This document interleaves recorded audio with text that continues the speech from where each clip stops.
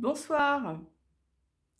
Alors, bienvenue sur cette thématique qui est une thématique, je pense, qui intéresse énormément de monde parce que un jour ou l'autre, on a été confronté à des situations toxiques avec des personnes toxiques.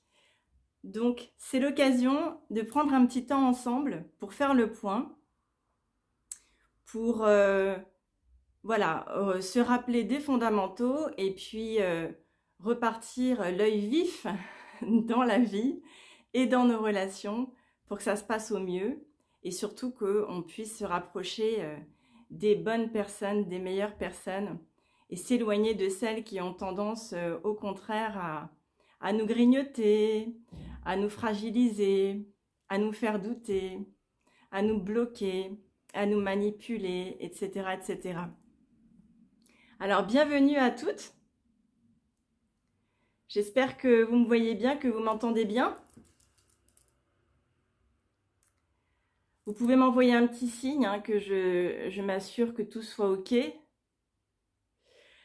Alors, je vais faire ce point de rencontre sous la forme d'un petit enseignement, de manière à passer en revue des éléments vraiment clés, principaux, pour que vous ayez les idées principales à l'esprit. Donc, je vous ai préparé une petite synthèse. Et puis, alors, je vais commencer par vous expliquer de quoi on parle quand on parle de relations toxiques, évidemment. Ensuite, je prendrai un temps pour parler des fameux PN, parce qu'on en parle tout le temps et un peu à tort et à travers, donc ce sera l'occasion de redéfinir un peu cette situation. Et puis, on prendra 3 cas pratiques qui intéressent les unes et les autres.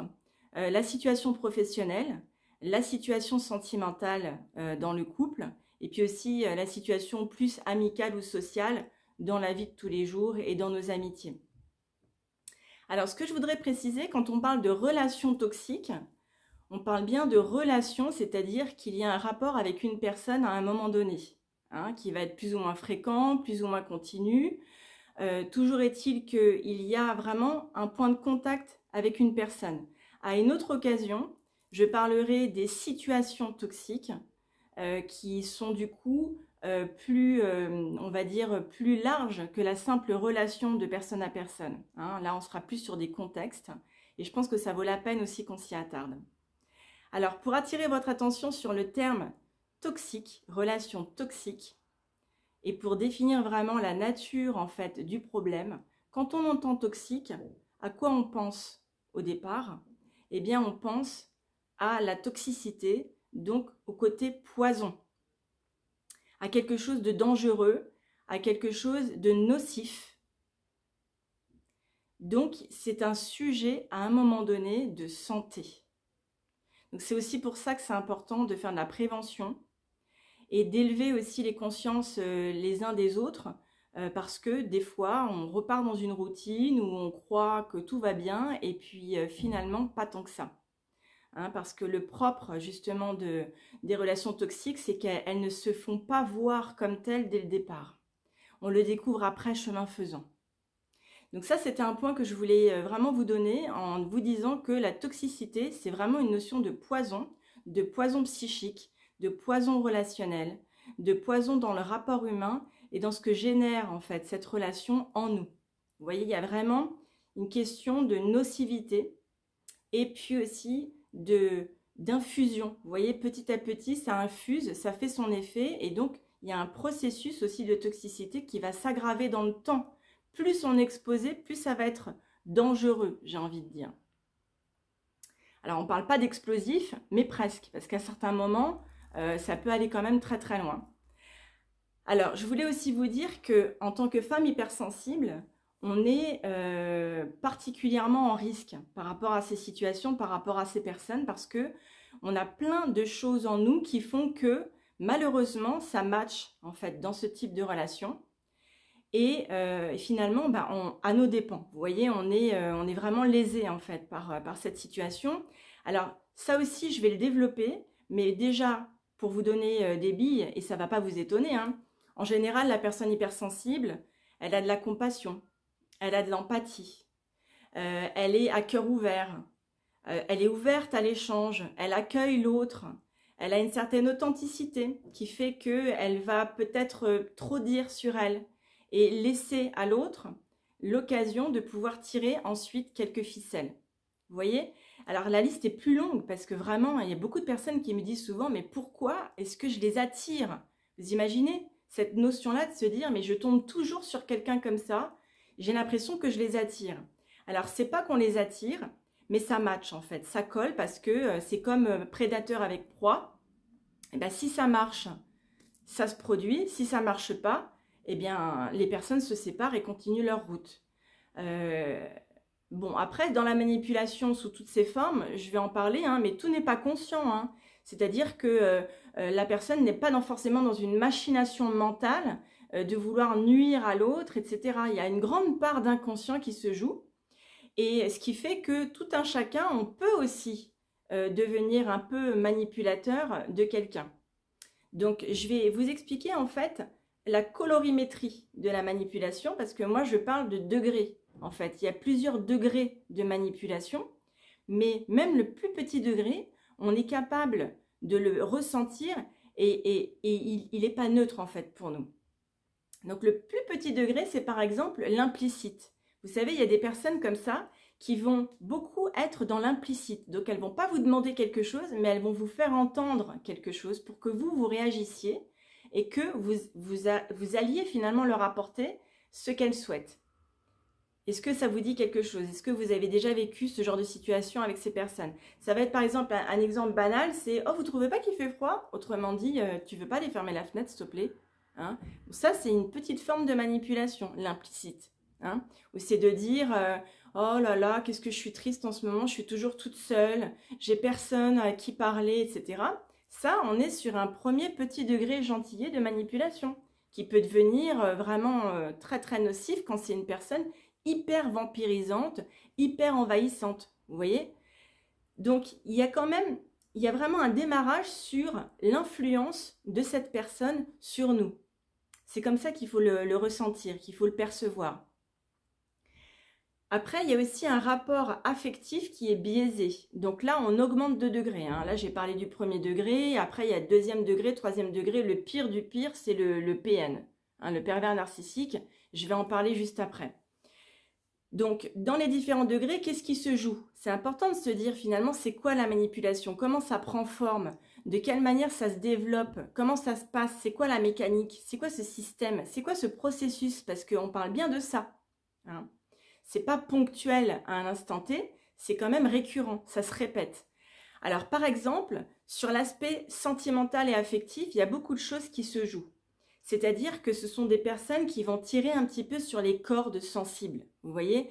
Donc ça va être par exemple des personnes qui vont tenter des rapprochements en disant « Ah oui, on se ressemble, ah oui, on a des points communs, ah oui, moi aussi, j'ai des enfants, ah oui, moi aussi, j'aime beaucoup ça, ah oui, moi aussi, je suis croyante ou quoi ?» Et en fait, c'est comme ça que le loup s'introduit dans la bergerie. Il vous laisse croire que vous avez vraiment un rapport et que vous êtes un peu pareil. Alors qu'en fait, on est bien d'accord, c'est un loup. Voilà, ou une louve. Parce qu'il y a des femmes manipulatrices, il y a des hommes manipulateurs, et il y a des jeunes aussi manipulateurs. Bref, c'est pas une question d'âge, c'est pas une question de niveau social, c'est pas une question de niveau d'études, rien du tout. Hein. C'est possible chez tout le monde. Et dans toutes les situations. Donc vous voyez, sur l'aspect affectif, il va y avoir la notion de tirer sur les cordes sensibles de la personne. Par exemple, en disant « Ah oui, moi je suis quelqu'un de gentil », comme ça, a priori, on ne devrait pas se méfier de lui ou d'elle. Mais est-ce que c'est logique de se dire, de se déclarer gentil face à quelqu'un? En général, on est gentil ou on n'est pas gentil, donc ça se constate. Vous voyez, donc il y a aussi des jeux au niveau du vocabulaire, au niveau de la façon que la personne va avoir de se présenter, qui va finalement montrer soit un visage très agréable, soit un visage plutôt vulnérable. Hein, même des gens qu'on prend en pitié, des gens qui semblent fragiles, voire faibles, vulnérables, alors qu'il y a quand même une machination derrière qui est tout à fait capable d'opérer. Vous me suivez? Alors, ensuite, sur l'aspect plus sentimental, il y a aussi la culpabilisation. Hein? Donc, c'est retourner un peu les situations et dire à la personne « mais pourtant, je croyais que… » Mais il me semblait que pour toi, c'était important d'être là pour moi. Tu m'avais dit que tu serais toujours là pour moi, etc. Pour faire culpabiliser l'autre. Hein? Et ça, c'est vraiment quelque chose de tordu, en fait, à la base. Parce que c'est comme déclarer une mainmise sur l'émotion de l'autre et à partir de là, lui faire faire des choses que cette personne ne voudrait peut-être pas faire. Vous voyez, c'est ça en fait, l'influence et la manipulation, quand elle est un peu pervertie, vous voyez, biaisée, tourmentée. Alors, il y a aussi la notion de chantage affectif, par exemple, si tu fais ça, alors je serai gentil avec toi, sous-entendu, ou alors au contraire, tu as intérêt à faire ça parce que sinon, et puis on laisse planer le doute. Hein. Et puis, il y a aussi des joutes verbales qui sont vraiment jouer sur les sentiments de l'autre. Par exemple, dans l'exemple du couple, quelqu'un qui va dire « il faut qu'on parle de notre couple, j'ai des choses à te dire ». Et après, la personne vous dit « non, non, mais pas tout de suite, on en parlera à un autre moment parce qu'il faut encore que j'y réfléchisse ». Et là, en fait, elle place son interlocuteur comme sur une braise. Et cette personne va justement gamberger, cogiter, se fragiliser et se retrouver un peu à la merci de la personne. Et grâce à ce système-là, elle va pouvoir ensuite peut-être accéder à des volontés du manipulateur plus facilement, en évitant un non pour éviter le rejet. Vous voyez un petit peu le processus? Donc ce sont vraiment en fait des manœuvres. On peut parler de manœuvres, même si elles sont inconscientes. C'est comme ça que ça se joue. Alors, il y a aussi le principe du dénigrement ou de la dévalorisation, d'attaquer l'autre sur sa personne, la faire se sentir faible ou mauvaise personne, vous voyez, comme si elle était défigurée. Et à ce moment-là, eh bien, la personne, tout de suite, crée une brèche, en fait, dans laquelle elle s'introduit pour pouvoir mieux dominer l'autre. Parce que la personne, elle commence à se dire « ah oui, mais non, je ne suis pas une mauvaise personne ». Et puis, dans son cerveau, en fait, elle est moins disponible. Et donc, elle est un peu aux prises de l'autre. Est-ce que c'est concret ce que je vous dis? Est-ce que ça vous parle? Est-ce que ça fait écho?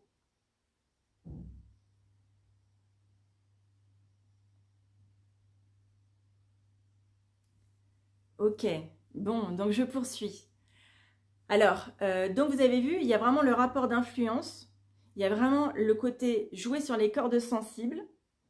Et puis, il y a le côté tisser, détisser, tricoter, détricoter avec de l'affectif pour affaiblir la personne et faire en sorte que finalement, elle puisse répondre aux besoins de l'autre, même si elle ne le voulait pas. Hein, donc, il y a vraiment un rapport de force en fait, mais qui des fois est très doux et très détourné ou alors carrément implicite. Alors ensuite, il y a un autre style, c'est la contrainte. Il y a des personnes qui vont être très contrôlantes, qui vont vraiment mettre la personne sous contrainte, la mettre sous pression, l'acculer en fait, de manière à ce qu'elle soit obligée de faire une chose. Hein? Au travail, par exemple, c'est quelque chose qui se pratique. Par exemple, à certains moments dans l'année, quand il y a un calendrier sur les évaluations, sur vous savez, les primes, etc., ben, certaines personnes peuvent jouer justement là-dessus pour avoir plus facilement mainmise et que la personne accepte certaines missions ou accepte d'aller à une réunion alors qu'elle n'avait pas prévu, ou de faire des heures supplémentaires, ou de renoncer à ses congés, etc. Hein, il y a vraiment ce rapport un peu dominant-dominé. Hein, dans la manipulation, il y a toujours une forme d'abus quelque part. Et c'est aussi pour ça que c'est extrêmement toxique pour nous, parce qu'on a un sens de la justice très aiguisé, on a un sens de l'équité, on est aussi des personnes qui savent donner. Et donc, quand on se retrouve dans ces situations un peu pourries, et ben voilà, on se sent mal, on se fragilise, et à ce moment-là, on perd un peu le recul.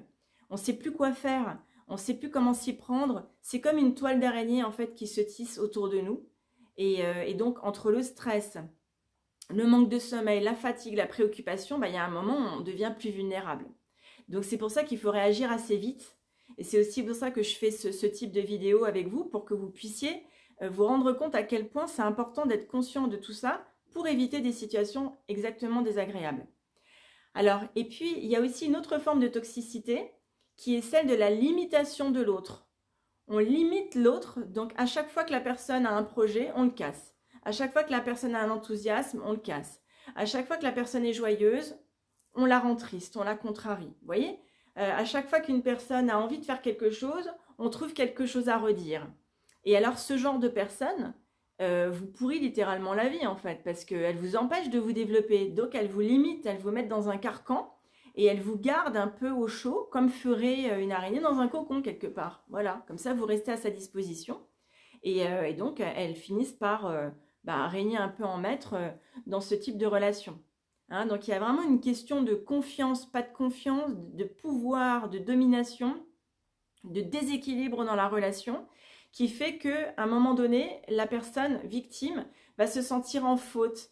Elle va se dire, ah, mais j'ai l'impression d'être quelqu'un, de pas être quelqu'un de bien. Elle va commencer à douter d'elle. Elle va commencer à se dire que finalement, peut-être que l'autre a raison. Tout ça, ça abîme sa confiance en elle, ça abîme son estime de soi, ça la fragilise en fait psychologiquement. Et quand c'est vraiment dans les extrêmes, ça détruit en fait la personne. Il peut vraiment y avoir une destruction psychique de la personne. On peut parler aussi de mort psychologique. Quand une personne a vraiment une mainmise, une emprise, on le voit dans les systèmes de secte par exemple. Mais voilà, il y a aussi des situations de couple qui sont particulièrement nocives dans le temps. Des personnes qui sont baignées dans cette relation acide, malsaine, pendant des années, des fois 15 ans, 20 ans, 30 ans. Donc forcément, on ne sort pas indemne de ce genre de situation et on a besoin de remettre les choses d'équerre dans sa tête, de refaire du propre, de faire un nettoyage pour se retrouver parce qu'on est totalement embrouillé. Ça nuit profondément jusqu'à l'âme. Vraiment, ça nuit profondément. Et alors, il y a encore un autre profil que je n'ai pas encore abordé, ce sont les vampires. Les vampires psychiques qui vous pompent vos idées, qui vous pompent votre énergie, qui vous pompent vos conseils, etc. Et puis aussi les vampires énergétiques qui viennent vous parler souvent très proche de votre corps et qui quelque part s'engorgent de votre énergie vitale, de votre bonté, de votre amour, de votre tendresse. Et ça les nourrit en fait, elles se nourrissent des autres. Il y a des personnes qui ont besoin des autres pour pouvoir se nourrir, en fait, énergétiquement parlant. Et il y a des personnes comme moi qui se nourrissent elles-mêmes.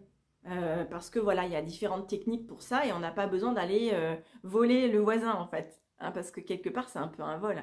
Malgré que des fois, c'est pas conscient.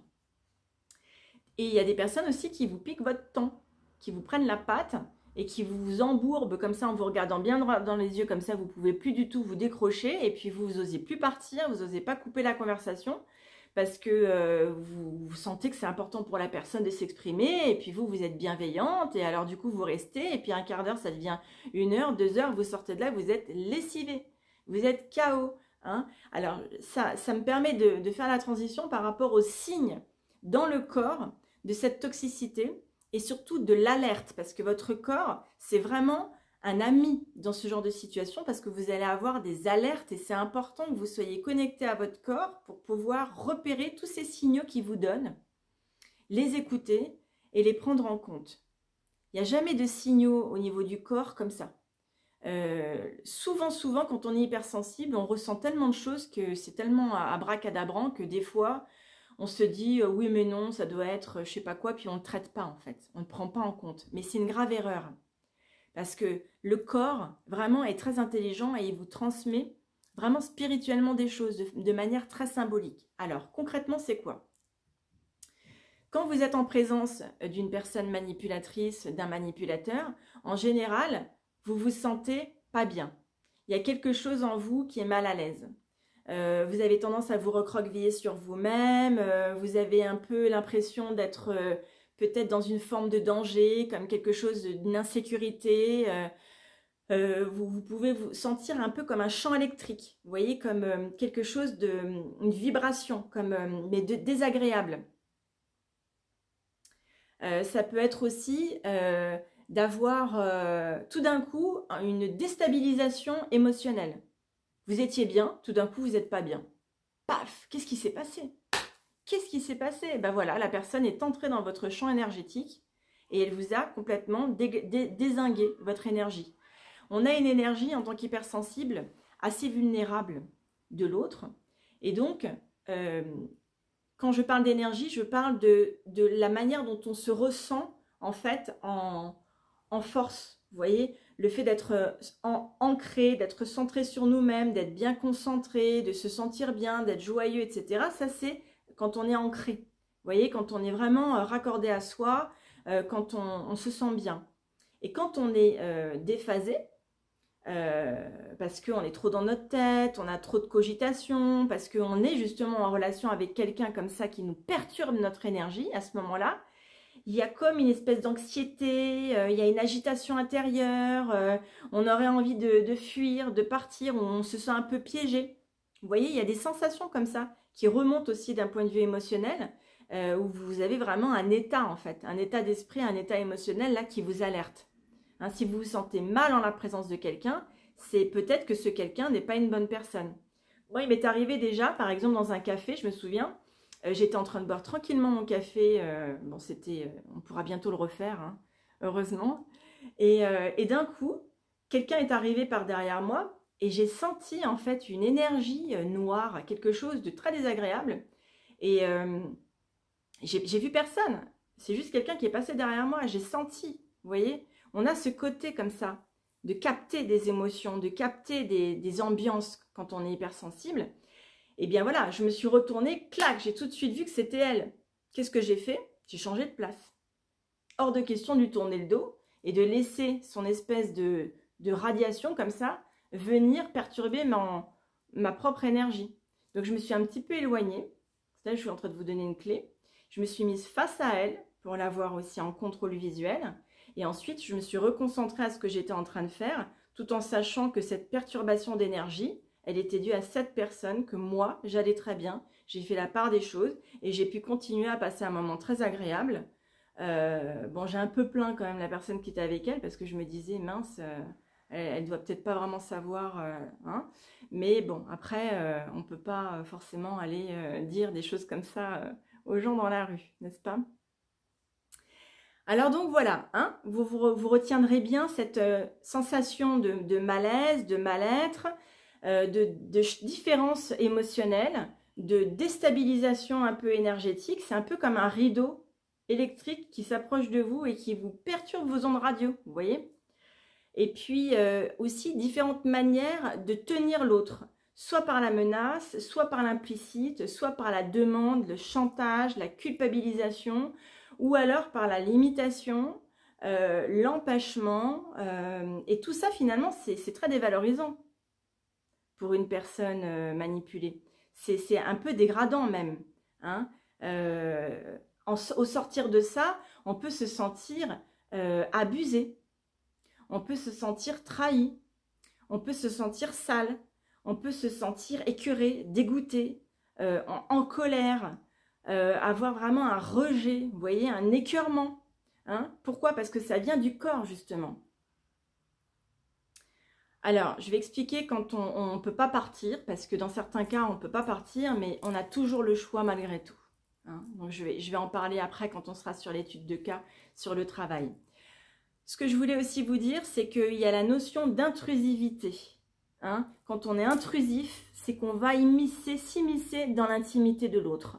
Et les personnes manipulatrices savent très bien le faire en posant des questions intrusives. Quand on vous pose des questions, vous n'êtes pas tenu de répondre. Encore une clé, très important. C'est pas parce qu'on vous pose une question que vous devez répondre. Alors oui, c'est épuisant. Il faut être vigilant, mais une fois que vous savez un peu comment ça marche, là on est en train de faire un débrief. Après, quand vous savez comment ça marche, naturellement, vous saurez vous éloigner. Hein. Des fois, il faut savoir prendre la tangente aussi. Et discretos, se casser, comme on dit. Hein, et ne pas rester embourbé, là, à baigner dans le jacuzzi de la pesanteur ou pestilentielle. Hein. Il faut savoir vraiment se protéger, se préserver, s'éloigner, couper parfois, ou en tout cas définir la juste distance avec les personnes sur la fréquence de rencontre, sur la durée de la rencontre, sur la proximité physique de la rencontre. Est-ce que ça va être chez soi, chez l'autre, à l'extérieur? Il vaut mieux que ce soit dans un endroit où vous pouvez partir quand vous voulez. Parce que si vous faites venir la personne chez vous, non seulement elle va envahir votre espace avec son énergie, et en plus de ça, ça sera plus compliqué de la faire partir. Tandis que si vous pouvez partir, à ce moment-là, bah, vous êtes davantage libre. Donc il y a des petites précautions de principe comme ça à prendre, et qui sont vraiment faciles à utiliser. Et puis des fois, il y a le prétexte. Trouvez un peu le prétexte, je suis désolée, j'ai un rendez-vous, j'ai reçu un appel important, et vous vous échappez. Hein. Donc voilà, je voulais mettre en avant cette notion d'envahissement psychique, cette notion d'intrusivité, parce que un des points faibles de beaucoup de femmes hypersensibles, dans notre belle authenticité, c'est que des fois, on dit trop de choses sur nous, et quelque part, on prête le flanc, comme je dis, c'est-à-dire qu'on s'expose. Et on va finalement dire un peu comment aussi on peut être touché, déstabilisé, déséquilibré. Vous voyez, c'est cette notion d'intimité. Quand on est authentique, qu'on a besoin d'exhaustivité, qu'on aime bien dire toute la vérité, et ben, on dit trop de choses. On a du mal à savoir la limite et quand on ne dit pas certaines choses, on a l'impression qu'on ment. Alors voilà, ça c'est, vous voyez, typiquement le genre de situation qui fait que ça accroche avec une personne hypersensible. Voilà. Alors, passons maintenant à la notion de pervers narcissique. Non, juste avant, je voulais revenir sur le corps parce qu'il y a aussi la somatisation dont je n'ai pas parlé, excusez-moi. Vous pouvez avoir des picotements, vous pouvez avoir de l'urticaire, vous pouvez avoir une migraine, de la nausée.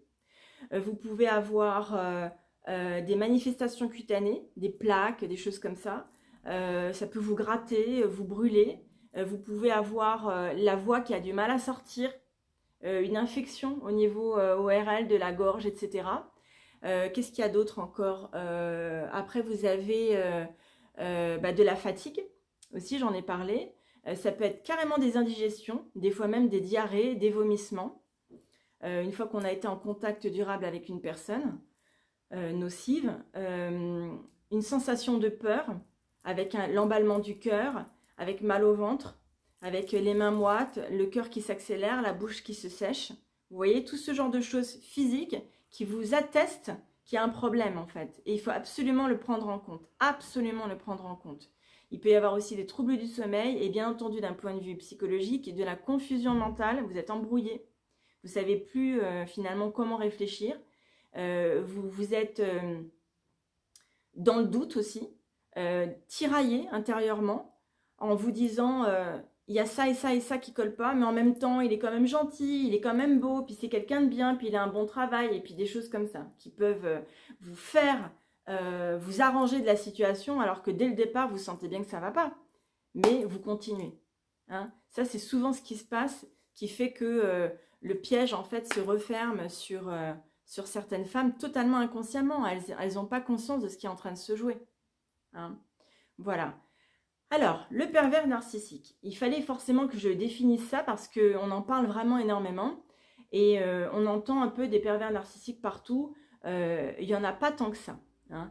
C'est vraiment une psychopathologie. Hein, c'est-à-dire qu'il y a vraiment, comment dirais-je, une pathologie mentale dans ce type d'attitude. Hein, il faut le savoir. Tout le monde n'est pas pervers. On peut avoir un comportement pervers à un certain moment, mais ce n'est pas pour autant qu'on va avoir une structure de personnalité perverse. Il y a vraiment une différence à voir. Ensuite, le pervers narcissique, en fait, au départ, c'est quelqu'un de très bien. C'est quelqu'un d'agréable, c'est quelqu'un d'attirant, souvent quelqu'un de charismatique, un certain leader. Vous voyez, il est assez magnétique.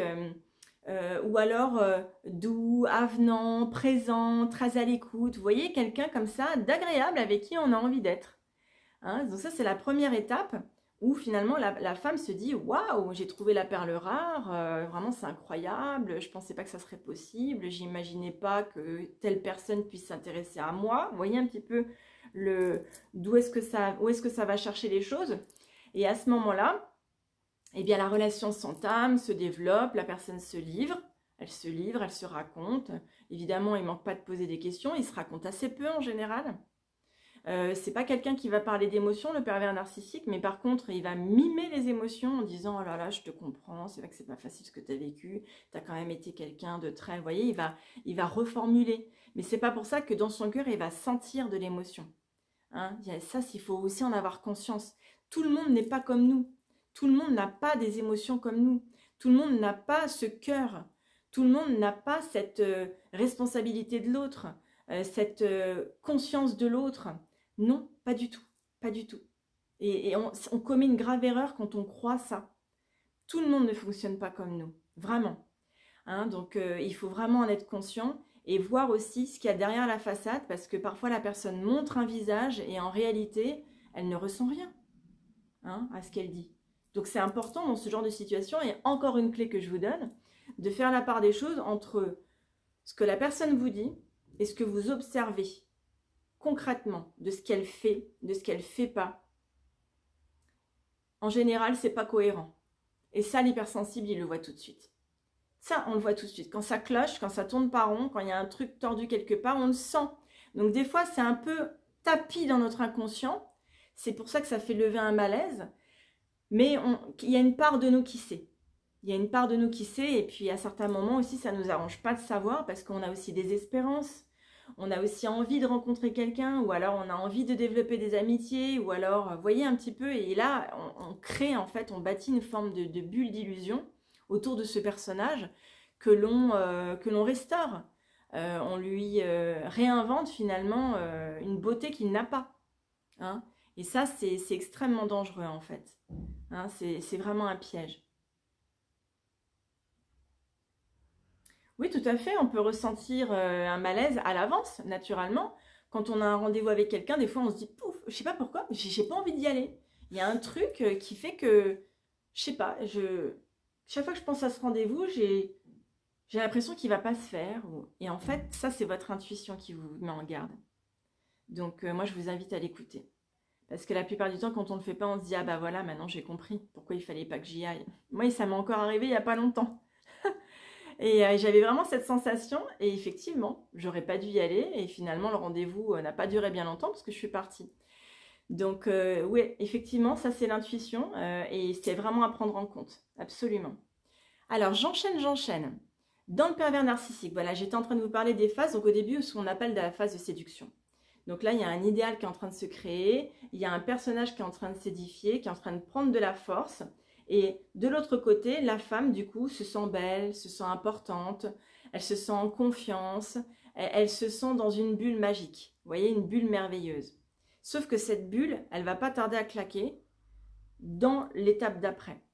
Et c'est là que commence le processus de destruction psychique où il va y avoir une remarque, il va y avoir une critique, il va y avoir une pique. Et là, on se dit, mais qu'est-ce qui se passe? J'ai du mal à comprendre. Ou alors, tiens, mais comment ça se fait qu'il me dit ça aujourd'hui? Je comprends pas. Et il a dû vivre quelque chose de pas chouette au travail. Bon, demain, ce sera sûrement mieux. Vous voyez ce genre de comportement. Et alors finalement, eh bien, ça commence à entamer. Hein. C'est un peu comme un rouage qui s'accélère et qui va broyer petit à petit l'autre. Hein. Donc ça, c'est très pernicieux parce que dans le temps, il y a vraiment un broyage psychologique, hein, il y a un broyage émotionnel et il y a un broyage de l'identité en fait de la femme qui finit détruite en fait, vraiment avec des séquelles, hein, des conséquences, vraiment des choses importantes qui va nécessiter ensuite, dans bien des cas, une reconstruction, une reconsolidation, retrouver vraiment qui elle est pour réapprendre à faire confiance. Redécouvrir ses ressources et vraiment sortir en fait de cette espèce de bulle qui était autour d'elle et qui suscite encore après des doutes. Hein, est-ce que j'ai bien fait? Pourquoi je m'en suis pas rendu compte avant? Du coup, elle s'en veut. Et là, dans le processus de guérison, ça ralentit les choses. Voilà, donc je voulais simplement vous parler du pervers narcissique pour qu'on remette un petit peu nos compteurs d'équerre. Ça existe. Au travail, dans le couple, dans des structures associatives et tout ça. Bien sûr, ce sont des personnes qui ont deux faces. Un jour, elles sont merveilleuses. Un jour, elles vous cassent, elles vous sabotent, elles vous matraquent, comme on dit. Quand il y a de la violence comme ça, quand il y a de la méchanceté, il ne faut pas avoir peur de se dire cette personne est mauvaise. On n'aime pas juger les gens. On n'aime pas qu'on nous juge. Mais à certains moments, il faut appeler un chat un chat. Il y a des personnes qui me disent... Moi, je suis maltraitée par mon chef parce que finalement, il me dit ça. L'autre jour, je devais prendre mes congés. Il me dit que je mette en garde mon fils, que c'est pas grave, etc. Et à la fin, la personne me dit, mais bon, il est sympa, je l'aime bien quand même. Ah, donc là, forcément, vous voyez bien qu'il y a un truc qui va pas. La personne, elle est à demi consciente. Et elle n'ose pas finalement dire, bah non, cette personne, elle est pas comme ça, elle est comme ça. Voilà. C'est pas quelqu'un de gentil. C'est pas quelqu'un de bienveillant. Hein. C'est pas quelqu'un qui va vouloir mon bien. Pas du tout. Hein. Ce sont des personnes qui sont dans la manœuvre. Ce sont des personnes qui sont dans un utilitarisme. Ce sont des personnes qui chosifient l'autre, qui cherchent à l'employer, à l'utiliser à des fins personnelles. Pour en tirer un bénéfice, pour se sentir important, pour obtenir des services, pour se sentir aimé, pour être flatté en société, etc. Hein, il ne faut pas se leurrer. Hein, ces intentions, elles sont basses en fait. Elles ne sont pas nobles et élégantes comme on aurait envie, nous, qu'elles soient. Alors, on va enchaîner sur les trois cas pratiques. Je regarde un petit peu mon plan. Ouais. Donc, c'est ça, c'est obtenir une attitude pour obtenir des faveurs. C'est servir leurs propres besoins.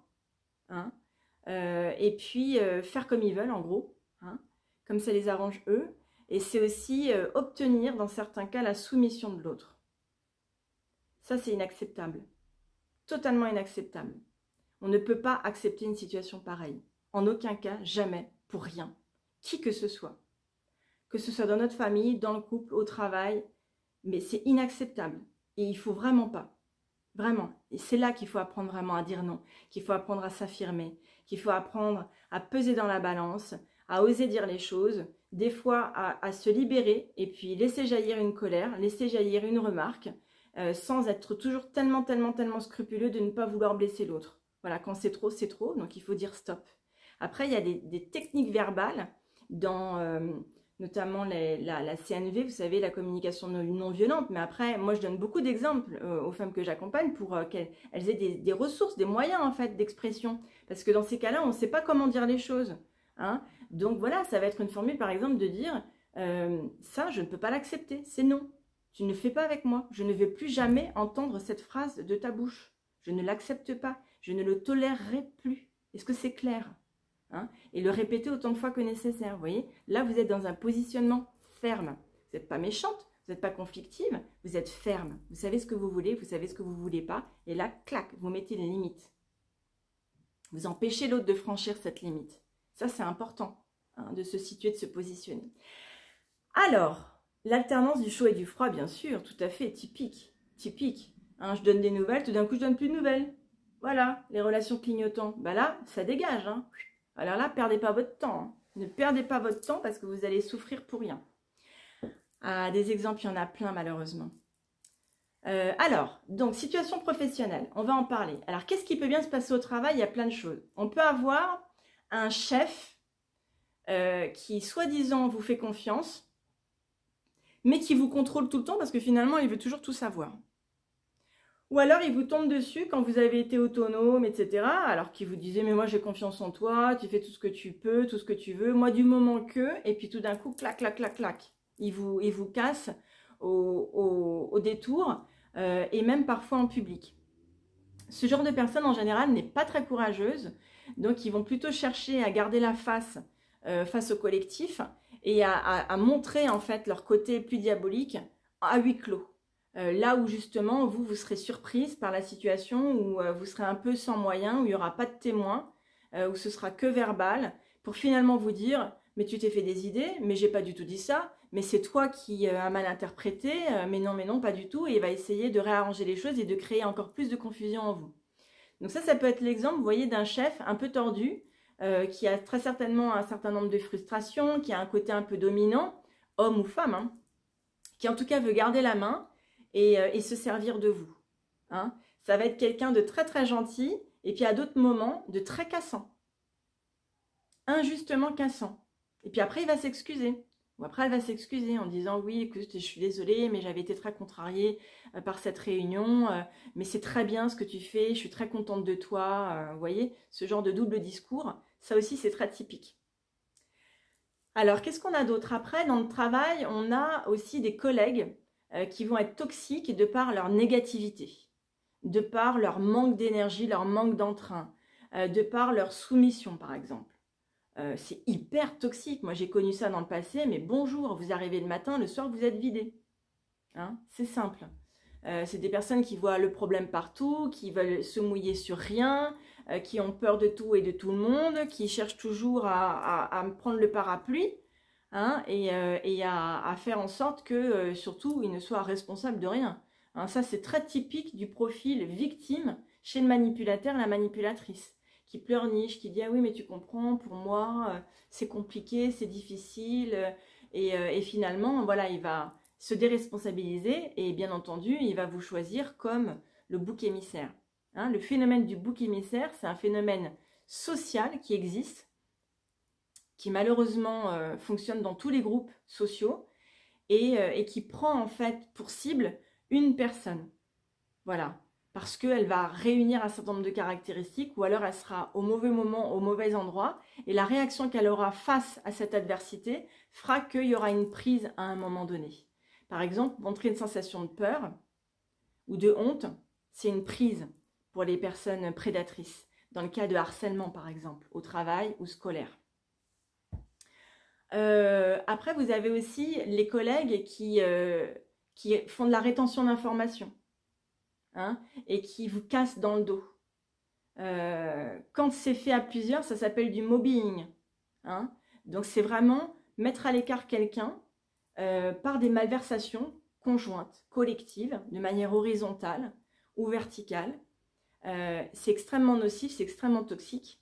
Et donc là, vous voyez, vous pouvez avoir des relations toxiques à ce moment-là avec toutes ces personnes, ou en particulier avec une personne, tous les autres sont complices parce qu'ils se taisent. Ils disent rien, donc ils alimentent le système, mais il y a vraiment une personne toxique à trouver dans le faisceau de personnes. Qu'est-ce qu'on a d'autre au travail? On a la personne qui est jalouse, qui est envieuse, qui va toujours trouver la petite bête pour vous décrédibiliser, pour vous délégitimiser, pour se mettre en avant finalement, hein, pour vous pousser un peu en dehors pour pouvoir elle se placer, qui va faire douter les autres. Hein. Voilà, donc là on le perçoit, hein, ça, on le perçoit, cette impression de rivalité, cette tension, ce côté un peu d'hypocrisie, de double visage. On est par exemple avec une personne, ça se passait très bien, et puis quand on la revoit, ben, on sent qu'elle n'est pas à l'aise avec nous. Pourquoi? Parce que l'autre est passé derrière. Elle a raconté quelque chose qui a tourné la tête à la personne qui l'a cru. Hein.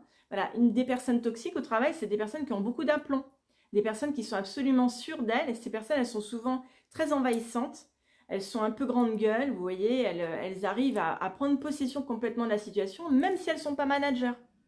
Hein. Ça, c'est un exemple qui va sûrement parler à certaines d'entre vous. Hein, donc ça, ce sont des manœuvres, ce sont des personnes qui ont une stratégie personnelle, qui cherchent à tirer les ficelles, à jouer avec les uns et les autres.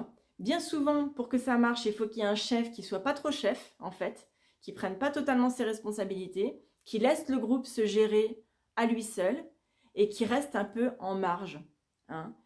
Donc, ceci permet cela. Et là, effectivement, il y a quelque chose qui dérive. C'est pas normal qu'une personne fasse la pluie et le beau temps ou tire parti de toutes les situations au détriment d'autres.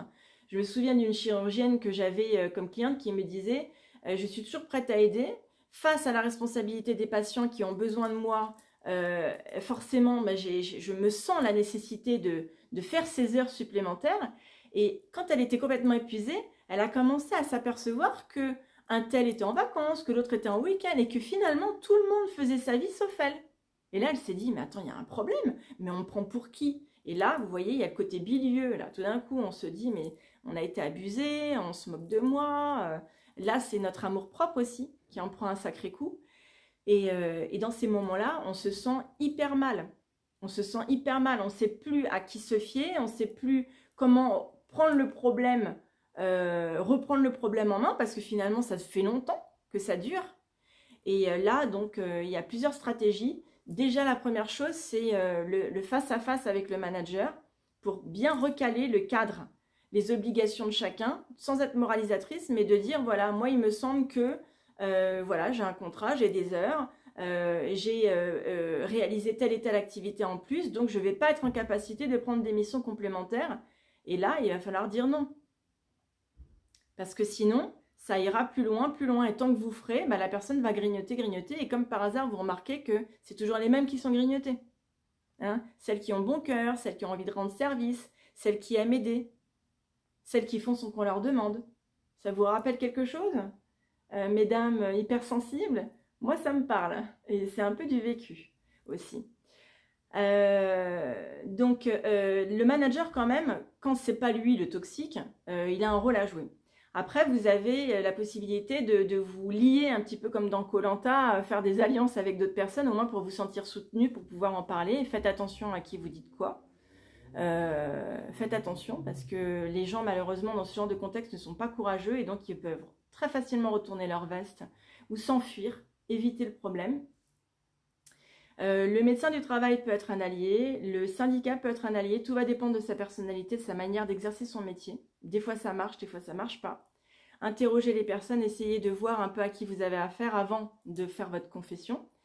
C'est aussi la possibilité de tracer des choses. Donc là, à ce moment-là, c'est vous qui instrumentez la circonstance, mais à des fins d'autodéfense. Donc là, moi je vous dis, faites-le. C'est-à-dire, vous tracez chaque fois que vous avez travaillé, que vos vacances ont été décommandées, parce qu'on vous a demandé si, à chaque fois que on vous a, par exemple, fait un reproche en réunion, vous apportez une réponse suite à ton propos en réunion lorsque tu disais que, eh bien, voilà ma réponse. Et vous écrivez, vous tracez, parce que si à un moment donné, ça dérape, et qu'il y a un dossier juridique prud'homal, un litige ou quoi que ce soit, une négociation de rupture conventionnelle, ça vous fait quand même des cartouches pour avoir un levier d'action et obtenir vous aussi quelque chose et pas sortir complètement perdante de la situation. Donc, vous voyez, alerter les gens, faire attention à qui vous avez affaire, tracer, mettre carte sur table, ça, ce sont des solutions. La solution de secours, c'est prendre un temps de respiration, vous mettre en retrait pour vous réparer un peu parce que dans ces moments-là, on gamberge tellement, on est tellement mal, on est comme fissuré, vous voyez, effrité de l'intérieur et c'est extrêmement éprouvant. Et là, on va vers le burn-out en fait, émotionnel. Donc, dans ces cas-là, ce que je conseille de faire, c'est de se mettre en retrait, soit en vacances, soit en faisant une formation, soit en télétravail, des fois ça aide aussi, ou alors en arrêt maladie quand c'est nécessaire. Il n'y a pas de scrupule à avoir. Souvent, j'ai remarqué, pour les femmes que j'accompagne, on a honte en fait d'être en arrêt maladie parce qu'on est loyal, parce qu'on est responsable, parce qu'on a le sens du devoir, parce qu'on s'est engagé pour faire tel et tel travail. Et du coup, eh ben, on supporte, mais on se retrouve dans des situations complètement dingues qu'on n'aurait jamais dû accepter en fait. Donc vous voyez, il y a le côté pourri de la situation toxique où la personne vous demande de faire tout et n'importe quoi et à ce moment-là, finalement, vous vous sentez un peu dégradé aussi dans votre niveau de compétence. Ça, c'est toxique aussi. Et puis, il y a le côté, finalement, on m'empêche d'évoluer, on m'empêche de rencontrer des gens, on me met un plafond de verre aussi, c'est une problématique pour les femmes qui existe, c'est une réalité.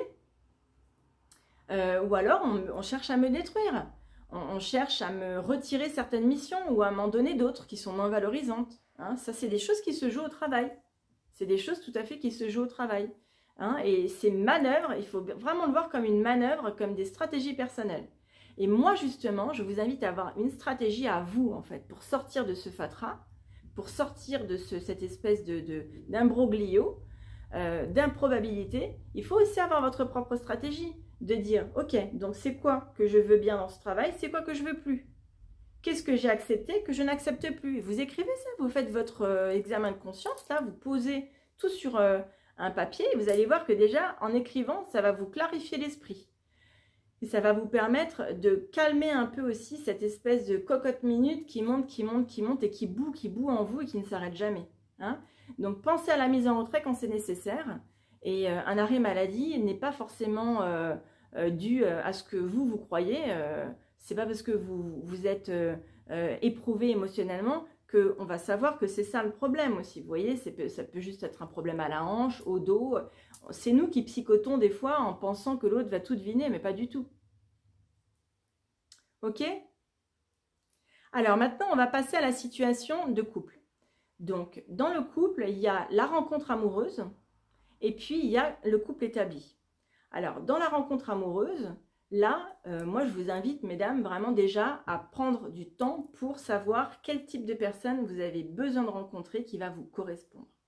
par rapport à vos valeurs, par rapport à votre vision de la vie, par rapport à vos projets, etc. Par rapport à vos besoins, besoin de confiance, besoin de transparence, ouais, tout ça, ça vous parle, j'en suis certaine. Donc déjà, à la base, prévention oblige, mettez-vous d'équerre avec vous-même sur ce que vous voulez et sur ce que vous ne voulez pas. Ça vous aidera justement quand vous fréquenterez des gens, quand vous rencontrerez des gens, quand vous croiserez des personnes, tout de suite de savoir si ça colle ou pas. Hein? Et puis une fois que vous êtes dans la relation, comment ça se passe? Alors moi ce que j'ai remarqué, c'est que il y a des situations toxiques qui n'ont pas toujours été dans le couple. C'est-à-dire qu'il y a eu des périodes où ça allait bien. Il y a eu au début, hein, même pendant 10 ans, pendant 15 ans, hein, il y a des moments où on joue le jeu en fait. Donc on fait un peu les quatre volontés de la personne parce qu'on se dit que voilà, ça va on a envie de lui faire plaisir, etc. On ne se rend pas compte à quel point on est délaissé dans la relation. Parce qu'on a tellement besoin de donner à l'autre que finalement l'autre prend, ça devient une habitude. Et puis il finit par exiger ça aussi. Et finalement, dans le temps, petit à petit, eh bien, il y a une distanciation qui se crée et on cavale un peu après l'autre. C'est un peu comme si on mendiait un peu son amour, son attention, comme si, voilà, on a besoin aussi de tendresse dans ces moments-là. On a besoin de proximité, on a besoin de se sentir aimé, etc. Donc, c'est autant de choses qui, quelque part, vont nous fragiliser dans la durée parce que on va se retrouver seul, se sentir seul. On va se sentir délaissé, on va se sentir parfois pas respecté, pas écouté, etc. Et là déjà, il y a quand même une alerte quand on ressent ce type de mal-être. Et il y a des relations en fait qui étaient plutôt saines à un moment donné et qui se tordent à une occasion. Alors soit c'est petit à petit, ça se tord, donc au lieu de dire par exemple une fois on vous dit « Oh mais t'es bête », hein, donc déjà ça c'est en trop, hein, moi j'ai envie de vous dire. Et puis après c'est t'es conne, et après c'est tu m'emmerdes, et puis après c'est tu fais chier, et puis il y a une espèce d'escalade. Donc au plus vite vous arrêtez le problème à la source, mieux ce sera. C'est un exemple dans le vocabulaire, mais dans les événements de vie, ça va être ça. Donc par exemple, une personne qui au début aidait à la maison, et puis après elle n'aide plus du tout. Qui au début était beaucoup avec vous, puis finalement elle est beaucoup dehors. Qui au début avait beaucoup d'attention pour vous, puis finalement elle n'en a plus aucune.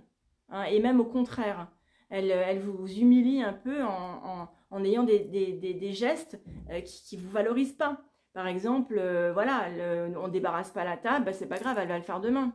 Et tes chaussures, pourquoi tu les laisses en plein milieu? Maman va les ramasser. Ça, c'est pas des choses à accepter, mesdames. Hein. Là-dessus, vous tombez avec moi sur quelqu'un de caractère, j'en ai pour 10. Donc, non, ça c'est non.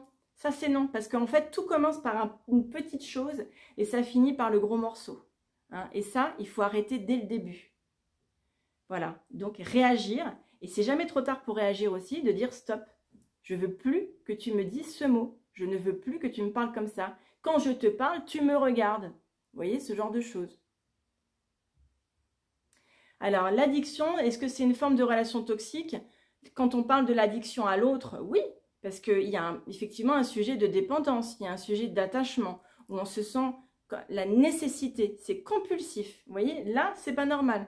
Quand vous devez absolument avoir des nouvelles de l'autre parce que sinon vous vous sentez mal, là, il y a un problème chez vous. Hein. Là, il faut régler ça chez vous. Hein. C'est qu'il y a quelque chose que vous compensez dans la relation. Donc, si c'est ce type d'addiction dont vous me parlez, effectivement, là, il y a un problème. Quand on a besoin de voir l'autre ou quand on attend un SMS fébrilement et que la personne n'a pas répondu, là, c'est des signaux qui doivent vous alerter dans votre rapport à l'autre, effectivement. Voilà, donc pour la situation de couple, moi, ce que je conseille, parce que je suis quelqu'un de très pacifiant, et il ne s'agit pas de tout péter et de ne pas regarder derrière soi. D'abord, essayez de voir s'il y a un dialogue possible, parce que la personne n'est pas toujours consciente. Donc, vous pouvez attirer l'attention en disant, voilà, moi j'ai besoin, j'aimerais que, ou alors valoriser quand la personne le fait bien. Hein, et aussi montrer l'exemple. Si vous êtes quelqu'un de tendre, que vous dites mon chéri, je t'aime, quand la personne vous dira ma chérie, j'adore quand tu me dis ça. Voilà. Hein. Et comme ça c'est une question d'éducation. Hein. Il n'y a pas longtemps, je vous avais fait une petite vidéo comme quoi la femme hypersensible était spéciale parce que elle était un peu la conscience en fait dans le couple, dans l'entreprise, dans le monde. Bah, c'est justement dans ce genre de situation, ça va être l'éclaireur. C'est elle qui va dire comment ça doit être. C'est elle qui va sentir ce qui est juste, ce qui est droit, ce qui est intègre, ce qui est équitable. Et souvent, c'est elle qui alerte par son mal-être, par son burn-out, par son malaise, par sa tristesse, son chagrin, ses difficultés à réaliser les tâches quotidiennes. Elle se sent dépassée, désabusée, débordée. Voilà, c'est ça qui se joue à ce moment-là. Hein, il y a un déséquilibre, c'est important. Alors, j'ai pas bien compris ta question, l'addiction de drogue et d'alcool, de la part de qui? Parce que si c'est le manipulateur, bah oui, hein, une personne alcoolique, elle va beaucoup manipuler parce qu'elle a besoin d'arriver à ses fins, elle a besoin de boire. Donc, si elle n'a pas dont elle a besoin physiquement, elle va tout à fait pouvoir jouer sur des stratégies comme ça. Ou pour se faire pardonner, ou voilà, pour que l'autre accepte des choses qui ne sont pas acceptables, bien sûr. Alors, la dernière chose aussi, l'autre étude de cas, la troisième, parce que là, on est déjà à 56 minutes, je vois. Donc, en général, je prévois 3/4 d'heure, 1 heure, et j'essaie de pas trop déborder parce que vous avez aussi votre soirée, le dîner à préparer, votre famille, votre vie, quoi. Voilà. Donc, je vais poursuivre avec la question de l'amitié. Alors, il y a un grand sujet dans l'hypersensibilité, c'est cette notion de solitude. Et aussi ce besoin de partage, ce besoin de se sentir comprise, ce besoin de se sentir entourée. Ça vous parle? Mais je crois qu'il y a, dites-moi chacune oui, parce que je suis absolument certaine que ça vous parle à toutes. Les gens qui sont totalement indépendants des autres, il y en a, arrivés à un certain stade quand même de la vie. Des fois c'est par dédain, des fois c'est par blessure, des fois c'est par protection aussi, par contre-réaction, ou alors tout simplement par indépendance. Et ce sont des personnes qui ont vraiment trouvé la voie de la sagesse, de se détacher en fait, de se désattacher des autres, qui vont apprécier énormément les partages, les rencontres, mais qui vont pas forcément être dans l'attente. Hein. Donc ça, bien entendu, ça existe. Donc voilà. En amitié, quand même, la plupart du temps, on constate qu'on a quand même un besoin de l'autre. On est des êtres sociaux, en fait. Même si on est hypersensible, introverti ou timide, on a besoin de l'autre, en fait, pour se déployer, pour se développer. On aime partager. Les bonheurs sont encore meilleurs, encore plus goûteux quand on les partage avec quelqu'un. Ouais. Donc, on a vraiment besoin de ça. Hein. Donc, c'est un peu un piège. Parce que c'est la pièce à double face, vous voyez. La belle face, ce sont nos vertus. D'être des personnes généreuses, qui savent aimer, qui savent donner, qui savent accueillir, etc.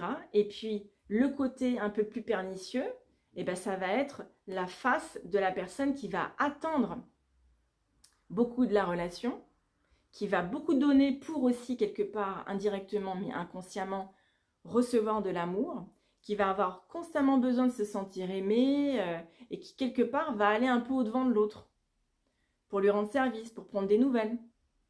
Donc là, attention, parce que le problème, c'est vous qui l'avez. Dans la relation toxique, là, c'est vous qui êtes en train de la créer. Parce que si vous appelez toujours la personne et que la personne ne prend jamais de vos nouvelles, bah, posez-vous la question. Dites-vous, est-ce que c'est pas toujours vous qui appelez? Alors, espacez. Attendez de voir si la personne va vous appeler ou pas. Si elle vous appelle jamais, bah, c'est qu'elle n'est pas intéressée, elle n'a pas le temps pour développer la relation, ou alors elle n'est pas ce que vous croyez. Enfin, allez avec quelqu'un d'autre. Hein? C'est triste des fois. Il y a des relations qu'on croyait belles, qu'on croyait possibles. Moi, ça m'est encore arrivé il n'y a pas très longtemps parce que les gens aussi évoluent, changent. Il y a des circonstances qui font que c'est pas toujours pareil. Mais il faut le prendre en compte, il faut le remarquer, il faut le voir. Et puis, trouver la juste distance, le bon dosage et parfois se retirer ou laisser se défaire la relation. Donc ça veut dire être plus dans une démarche d'observation et dans une démarche aussi d'acceptation de ce qui est, de voir la réalité en face. Vous voyez, c'est ça aussi. Hein. et de ne pas être dans le contrôle, de vouloir que ce soit comme ça, alors on invite, alors on donne, alors on fait des cadeaux, etc. Parce que après, voilà, il y a de la déception qui peut arriver derrière et ça fait très très mal. Parce que en plus, ça vient abîmer votre confiance en vous, ça vous donne une mauvaise image de vous et socialement, pour le coup, ça vous fragilise. Hein, et ça peut vous rendre encore plus accro à l'autre. Donc, c'est pas un bon circuit. Il faut vraiment sortir de ce schéma-là. C'est absolument mauvais. Et puis après, vous avez tendance, à, justement, avec ce comportement, à attirer ce genre de personnes. Des personnes qui ont des problèmes, des personnes qui ont besoin d'être appuyées, des personnes qui... Et alors, voilà, donc, c'est pas équilibrant. Vous voyez, pour vous. C'est pas des relations équilibrantes. Et quand une personne occupe une place dans votre vie, eh ben, elle empêche que d'autres prennent cette place. Sans doute des personnes meilleures pour vous, plus équilibrantes. Voilà, donc en amitié, soyez attentive à tous les signaux dont je vous ai parlé avant. D'une personne un petit peu trop complimenteuse, d'une personne un peu utilitaire, une personne qui a tendance à tirer la couverture à elle, c'est toujours à vous de vous déplacer, jamais à elle. Voilà, vous vous offrez des choses pour un anniversaire, la personne oublie toujours le vôtre. Il y a plein de signaux. Ensuite, physiquement, selon comment vous vous sentez, donc là, il faut être honnête avec vous-même et il ne faut pas vous mentir à vous-même. Parce que l'enjeu de la manipulation, c'est ça, c'est que des fois, on se ment à soi-même. Il faut oser voir les choses. Voilà, j'aime la voir parce que je me sens accompagnée, mais quand je la quitte, je me sens encore plus seule. Je me sens mal. Voilà, ça, il faut le savoir. Il faut se le dire. Il ne faut pas se mentir. Hein. Les personnes qui vous prennent du temps, qui vous appellent toujours à des moments inopportuns, qui s'imposent à vous, par exemple, dans le voisinage, hein. Et il faut marquer des limites. Vous pouvez toujours rétrocéder en disant « Écoute, je suis désolée, mais ça ne va plus être possible. Maintenant, on se retrouvera à l'extérieur. Ou alors, c'est moi qui viendrai chez toi. » Il y a un problème de clé aussi, des fois. Dans les personnes que j'accompagne, c'est arrivé plusieurs fois, des personnes qui ont donné leur clé à quelqu'un. Et ce quelqu'un rentre quand il veut chez elle. Alors, ça veut dire zéro intimité. Ça veut dire que votre bulle, elle n'est pas jamais refermée. Et même mentalement. Et que vous laissez le pouvoir en fait à l'autre. Parce que symboliquement, les clés, c'est hyper important. Hein. Une autre monnaie d'échange dans la manipulation, c'est l'argent. Dans le couple, qui est-ce qui a la main sur l'argent? Est-ce que vous êtes indépendante financièrement? Ça, c'est un sujet névralgique. Pas agréable, pas sympa, mais pourtant très révélateur. C'est important que la femme puisse aussi avoir des projets personnels et puisse aussi avoir une liberté pour... accomplir certaines choses sans toujours rendre compte, sans toujours se justifier, sans toujours demander des permissions. Vous voyez, dans la manipulation, il y a ça. L'autre veut tout savoir. L'autre vous donne le oui ou le non. L'autre a des représailles envers vous, si vous faites ci, si vous faites ça. Vous voyez, c'est le caractère nocif, le caractère toxique. Il est dans cette mainmise psychologique. Il y a vraiment cet abus dans la relation, de l'un sur l'autre. Voilà ce que j'avais envie de vous dire sur les relations toxiques pour vous alerter, pour vous avertir, pour vous sensibiliser, pour vous mobiliser, pour avoir confiance en vous parce que c'est autant de ressources. Hein. Là, moi, je ne suis pas du tout, comment dirais-je, j'ai jamais un discours catastrophiste pour faire peur aux gens. C'est toujours un discours pour vous donner des clés et vous donner les moyens, les ressources. Donc là, maintenant, vous avez un œil, vous avez 2 yeux et vous en avez 4. D'accord? Maintenant, vous êtes avertis, vous savez comment ça se passe. Donc, vous allez pouvoir passer en revue vos relations. Comment ça se passe dans telle et telle situation. Vous allez sûrement repenser à des situations passées ou à ce que vivent vos amis, etc. Et vous avez vraiment les clés pour savoir si oui ou non il y a de l'abus. Et apprenez à vous faire confiance. Apprenez à écouter votre corps. À pouvoir repérer justement aussi physiquement ce qui se passe dans vos changements d'énergie, dans vos changements d'humeur, dans vos changements émotionnels. Une personne saine, c'est une personne qui vous fait du bien.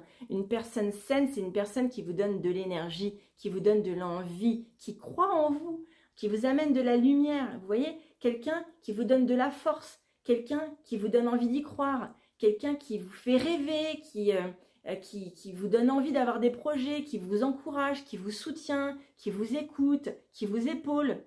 Oui, on a le droit d'avoir tout ça. Absolument, on mérite le meilleur. Et des fois, on en doute. Alors, s'il vous plaît, ce sera le mot de la conclusion. N'en doutez jamais. Vous méritez le meilleur et vous avez le droit d'exiger. Et pour ça, ça nécessite de faire du tri, de la sélection et de prendre la qualité là où elle se trouve. Même si vous en avez moins, prenez la qualité. Ça vaudra toujours la peine. Voilà. Alors sur ce, je vous souhaite une merveilleuse soirée. Je vous remercie de votre présence, de votre écoute. J'espère que tout ce que je vous ai dit, vous l'avez noté, que vous le retiendrez. J'aurai d'autres occasions de parler de tout ça sous une forme ou sous une autre. Probablement de faire encore d'autres vidéos complémentaires, plus courtes. Comme ça vous permettra d'intégrer encore plus ces notions. Et je vais pouvoir enregistrer ce live pour pouvoir le revoir si vous le souhaitez en replay. Donc n'hésitez pas, j'espère que ça va fonctionner au niveau de la manip. Sur ce, je vous embrasse. Merci pour vos petits messages que je suis en train de lire. N'hésitez pas à faire des commentaires par après. Vous savez que je lis tous vos messages, toujours avec beaucoup d'intérêt, et j'y réponds. Voilà, donc je vous souhaite une très belle soirée et je vous dis à très bientôt. Allez, au revoir.